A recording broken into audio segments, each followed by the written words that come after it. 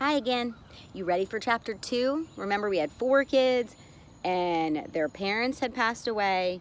They were scared of their grandfather, so they were at a bakery to get some food, and they asked the baker and his wife if they could stay there. The wife said yes, but then they overheard them talking about keeping only 3 of the 4 children, and they did not like that, so they left in the middle of the night.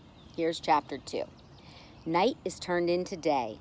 Soon the children left the town and came to a road. The big yellow moon was out, and they could see the road very well. "We must walk fast," said Henry. "I hope the baker and his wife don't wake up and find us gone." They walked down the road as fast as they could. "How far can you carry Benny?" asked Violet. "Oh, I can carry him a long way," said Henry. But Jessie said, "I think we could go faster if you woke him up now. We could take his hands and help him along." Henry stopped and put Benny down. "Come on, Benny," he said. "You must wake up and walk now." "Go away," said Benny. "Let me try," said Violet. "Now, Benny, you can play that you are a little brown bear and you are running away to find a nice warm bed. Henry and Jessie will help you and will find you a bed." Here you can see in the picture, Henry is carrying Benny, and then you have the 2 sisters. Benny liked the idea of being a little brown bear, so he woke up and opened his eyes. Henry and Jessie took his hands, and they all went on again. They passed some farmhouses, but the houses were dark and quiet. The children did not see anyone. They walked and walked for a long time. Then the red sun began to come up. "We must find a place to sleep," said Jessie. "I am so tired." Little Benny was asleep, and Henry was carrying him again. The other children began to look for a place. At last, Violet said, "Look over there." She was pointing to a big haystack in a field near a farmhouse. "A fine place, Violet," said Henry. "See what a big haystack it is." They ran across the field toward the farmhouse. They jumped over a brook, and then they came to the haystack. Henry was still carrying Benny.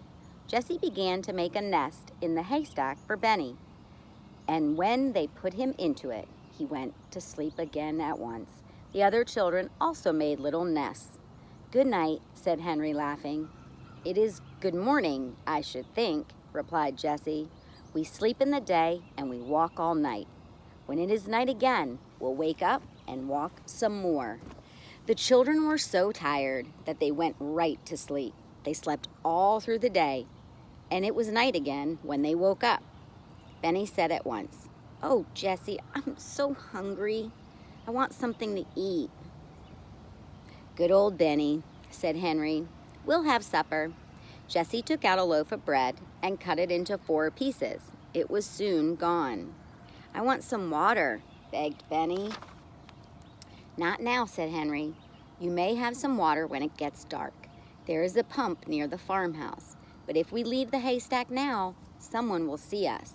When it is dark, the children came out of the haystack and went quietly toward the farmhouse, which was still and dark. Nearby was a pump, and Henry pumped water as quietly as he could. He did not even wake up the hens and the chickens. "I want a cup," said Benny. "No, Benny," whispered Henny. "You will have to put your mouth right in the water. You can play that you're a horse." "No," Benny whispered. "You will have to put your mouth right in the water, and you can play that you're a horse." Okay, Benny decided that he wanted to. Henry pumped and pumped the water, and at last, Benny had all the water he wanted. The water was cold and sweet, and all the children drank. Then they ran across the field toward the road. "If we hear anyone," said Jessie, "we must hide behind the bushes."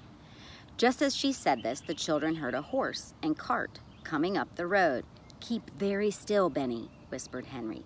"Don't say a word." The children got behind the bushes as fast as they could, for they did not have much time to hide.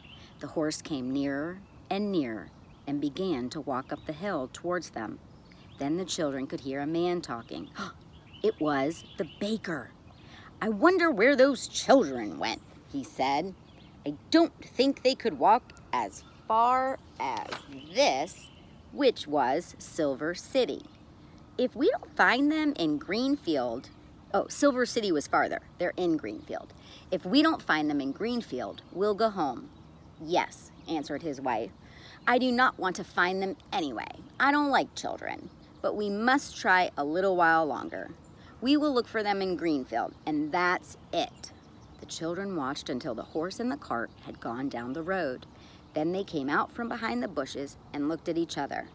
My, I am glad those people did not see us, said Henry. You were a good boy, Benny, to keep still. We'll not go to Greenfield. I wonder how far it is to Silver City, said Jessie. The children were very happy as they walked along the road. They knew that the baker would not find them. They walked until 2 o'clock in the morning, and then they came to some signs by the side of the road. The moon came out from behind the clouds, and Henry could read the signs. Silver City, Greenfield. One side says that Greenfield is that way, he said, and the other sign points to Silver City. We don't want to go to Greenfield. Let's take this other road to Silver City. They walked for a long time, but they did not see anyone. Not many people come this way, I guess, said Henry, but that is all the better. Listen, said Benny suddenly. I hear something. Listen, said Violet. The children stood and listened, and they could hear water running. I want to drink a water, Henry, said Benny. Well, let's go on, said Henry, and see where the water is. I'd like a drink, too. Soon the children saw a drinking fountain by the side of the road. Oh, what a fine fountain this is, said Henry, running toward it. See the place for people to drink up high, and a place in the middle for the horses, and one for the dogs down below. All the children drank some cold water. Now I want to go to bed, said Benny. Jessie laughed. You can go to bed very soon. Henry was looking down a little side road, which had grass growing in the middle of it. Come on, he cried. This road goes into the woods. We can sleep in the woods. This is a good place, said Jessie, as they walked along. It is far away from people. You can tell that by the grass in the road, and it will be near the drinking fountain, said Violet. That's right, cried Henry. You think of everything, Violet. It is almost morning, remarked Jessie, and how hot it is. I'm glad it is hot, said Henry, for we must sleep on the ground. Let's find some pine needles for beds. The children went into the woods and soon made 4 beds of pine needles. I hope it's not going to rain, said Jessie, as she lay down. Then she looked up at the sky. It looks like rain, for the moon has gone behind the clouds. She shut her eyes and did not open them again for a long time. More clouds rolled across the sky, and the wind began to blow. There was lightning, also there was thunder, but the children didn't hear it. They were fast asleep. That's the end of chapter 2. If you would like to hear more, come back for chapter 3. Bye, guys.